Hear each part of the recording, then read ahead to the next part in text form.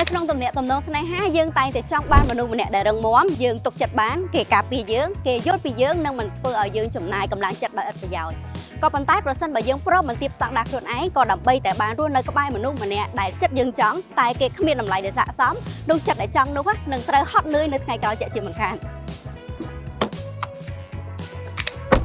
ពីព្រោះពេលខ្លះការជ្រើសរើសដៃគូជីវិតមិនខុសពីការជ្រើសរើសរបស់ប្រើប្រាស់ប្រចាំថ្ងៃដែលនៅក្បែរខ្លួនយើងនោះទេបានន័យថាយើងមិនចេះតែរើសឲ្យតែមានតែត្រូវជ្រើសរើសអ្វីដែលស័ក្តិសមនិងផ្ដល់តម្លៃដល់យើងពិតប្រាកដ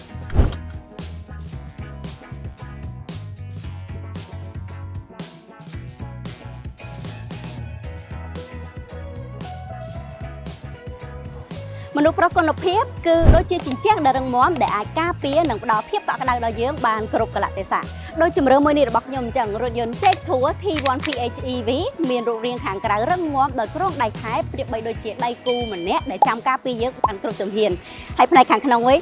ពោពេញដោយភាពឆ្លាតវៃ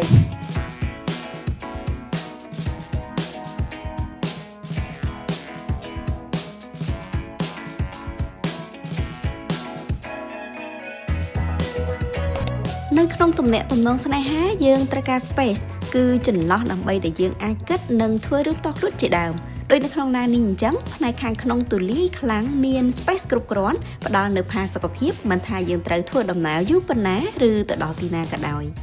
ស្នេហាដែលឆ្លាតវៃគឺជាស្នេហាដែលមិនធ្វើឲ្យយើងធុញទ្រាន់ហើយដៃគូដែលល្អគឺជាអ្នកដែលយល់ពីតម្រូវការរបស់យើងសូម្បីតែរឿងតូចតាចបំផុតក៏ដោយ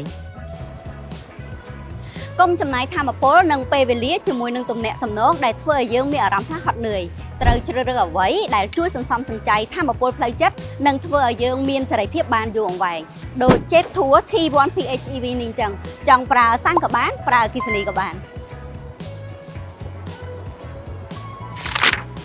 រៀនកំណត់តម្លៃខ្លួនឯងហើយកុំចេះតែសម្របទៅតាមអ្វីដែលមិនស័ក្តិសមនឹងតម្លៃរបស់អ្នកជំរឿនឆ្លាតវៃគឺជាការជ្រើសរើសអ្វីដែលល្អបំផុតសម្រាប់ខ្លួនឯងត្រូវជ្រើសរើសដៃគូដែលល្អជ្រើសរើសជីវិតដែលវិជ្ជមាននិងជ្រើសរើសមធ្យោបាយធ្វើដំណើរដែលឆ្លាតវៃ Jet-Tour T1 PHEV ជាជម្រើសដ៏ត្រឹមត្រូវសម្រាប់មនុស្សសម័យថ្មី